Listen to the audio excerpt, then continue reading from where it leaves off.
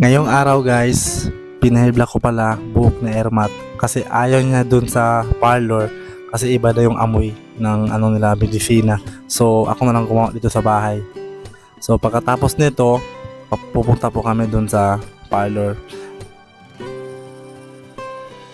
para magpagupit at magpa-manicure dun sa parlor sa Ermat. So tapos na nga guys ang hair color block ni Ermat.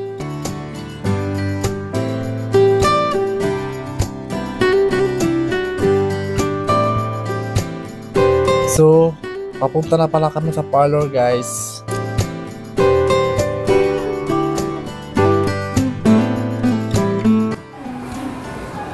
So yun guys, nandito na pala kami sa Uni Salon. So, wala pang masyadong tao sa loob kasi ang aga pa.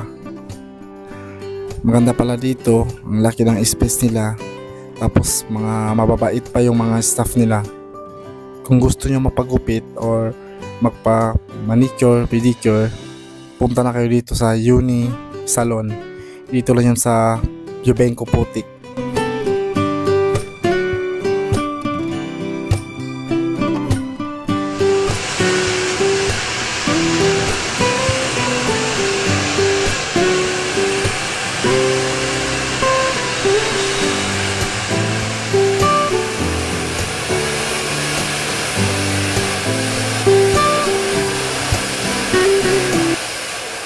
So yun guys, tapos na sa Ermat magpagupit. Pagkatapos nito, magpa-pedicure na naman daw siya.